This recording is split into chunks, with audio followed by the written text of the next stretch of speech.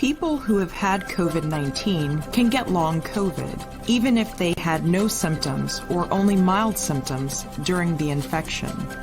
You're more likely to get long COVID if you had to go to the hospital because of COVID-19. If you did not get the COVID vaccine, if you have a disability, or if you have a long-term health condition.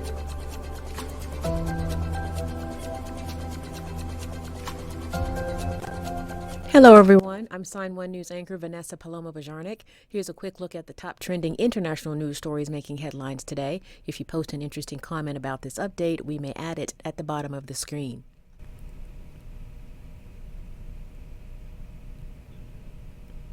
Concern is growing in Iran after reports emerged that hundreds of schoolgirls have been poisoned across the country in recent months.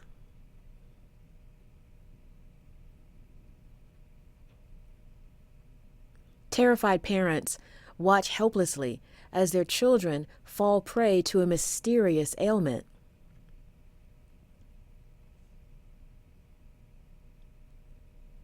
State media have reported incidents at nearly 60 schools since late November.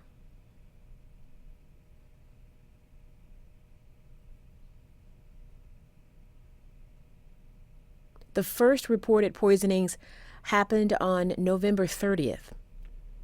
That's when 18 girls from one high school were hospitalized. The reported poisonings began a month and a half after protests erupted across Iran. The protests were led by women demonstrating against the country's repressive conduct and clothing laws.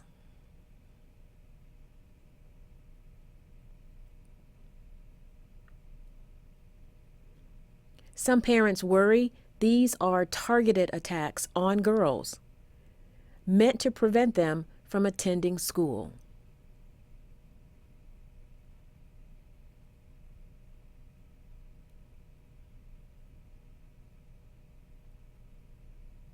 But the Minister of Education has said that most of the cases were caused by rumor, and there is no problem. The U.S. is calling for accountability.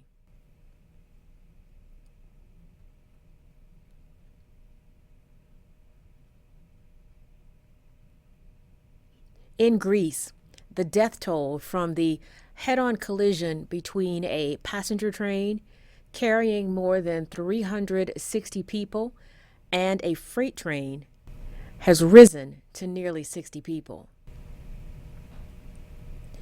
This is drone footage over the crash site. The destruction is being called one of the country's worst train crashes in recent years.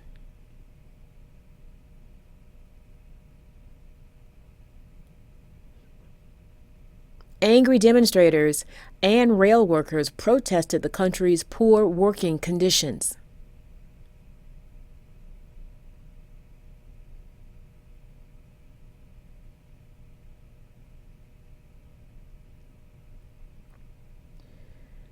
And authorities released an audio recording that reveals one of the train drivers received instructions to ignore a red light.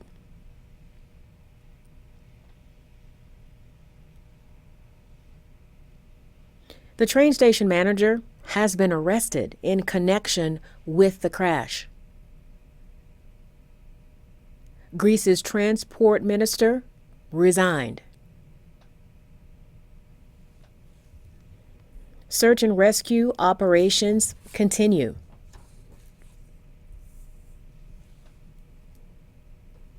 And relatives of those missing are still waiting for the results of the identification process.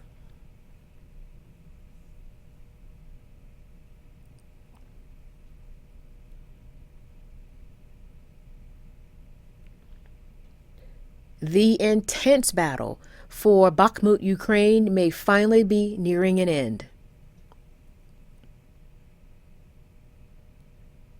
This is a key city in eastern Ukraine, which has been facing relentless Russian assault for weeks. The ferocious fighting has left thousands dead on both sides. Russian forces blew up a vital supply ridge connecting Bakhmout to nearby areas.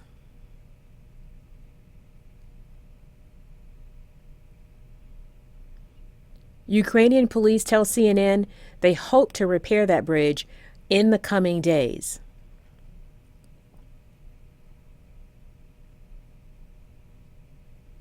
Ukrainian troops are saying they will not give up.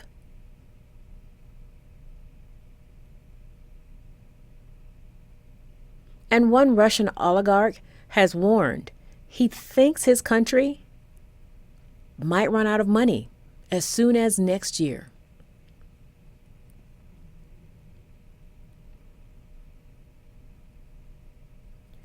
Authorities are still investigating after gunmen shot up a business in Argentina on Thursday.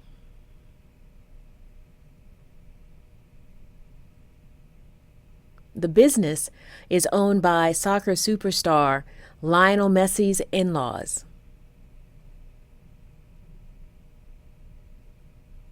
Police in Rosario, Messi's hometown, said several men on motorcycles fired more than a dozen shots into the grocery store.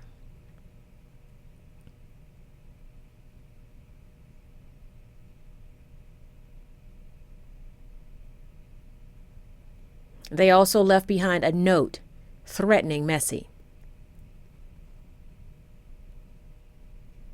Authorities say they are reviewing surveillance video and interviewing witnesses.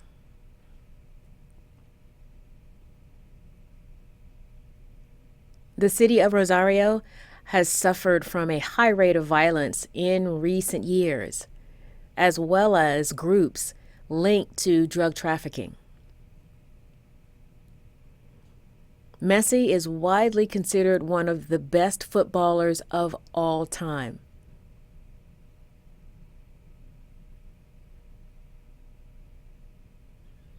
He led Argentina's football team to win the World Cup in Qatar last year.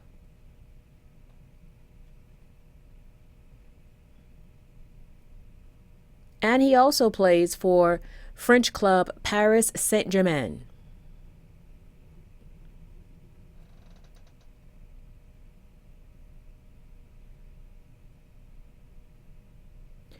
Earlier this week, Nigeria's ruling party candidate, 70-year-old Bola Ahmed Tinubu, was declared the winner of the presidential election.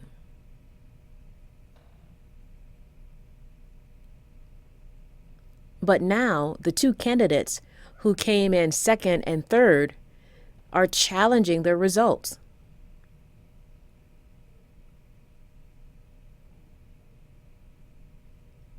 They say they will fight the results in court. Tinubu has faced allegations of corruption, which he denies strongly. And critics have questioned his age and his health, pointing out videos where he appears to be confused at campaign rallies.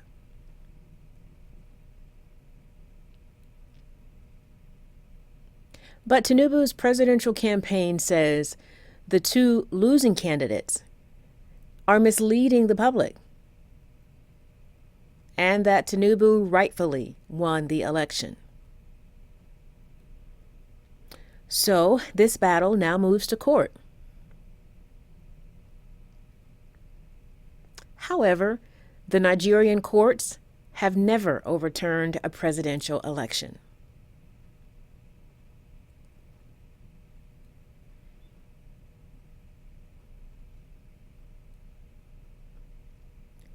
There is now more drama in the very public feud between the British royal family and Prince Harry and Meghan Markle, the Duke and Duchess of Sussex.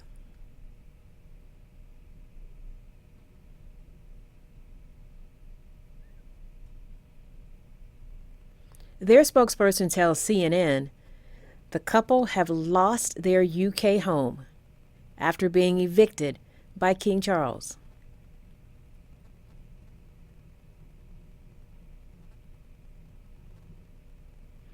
The Sun newspaper says the decision to evict the couple from Frogmore Cottage was made by King Charles after Harry published his tell-all memoir. This was a cottage gifted to Harry and Meghan by Queen Elizabeth II. According to The Sun, Prince Andrew has been offered Frogmore instead.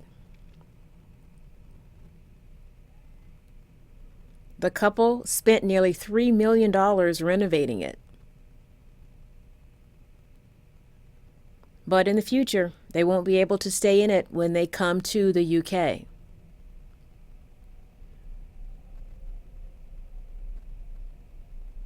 The King's coronation is in May.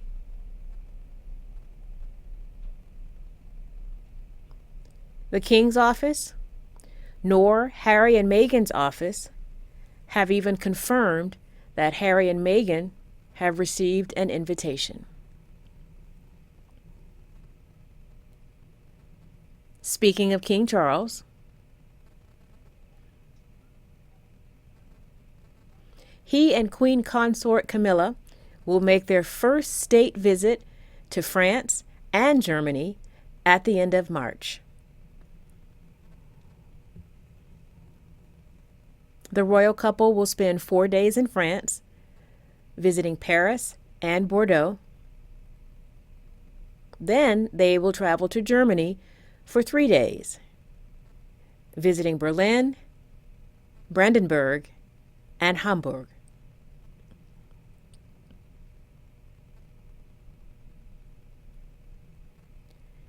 Royal officials say the visit will provide an opportunity to look forward and demonstrate ways UK is working in partnership with France and Germany.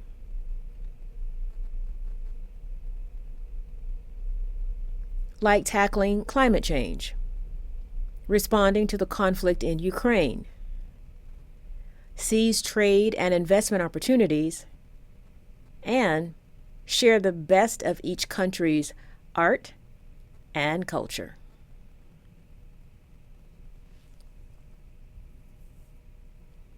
You will soon have to pay if you want to travel to the European Union.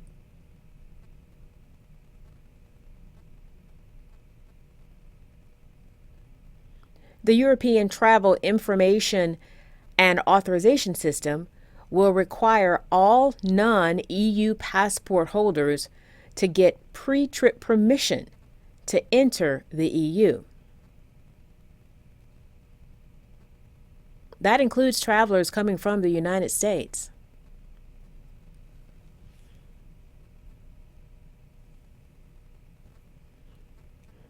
It will cost €7, which is approximately $7.43 based on current exchange rates, and it will last for 3 years. The United States has a similar program called the Electronic System for Travel Authorization. That costs $21 and covers a person for 2 years. Sign1News will be broadcasting international news updates every Sunday. A big thank you to our Sign1News app supporters. You help make this broadcast happen. You can download the Sign1News app by heading to the App Store or Google Play Store on your smartphone. And you can also watch on Amazon, Apple TV, and Roku.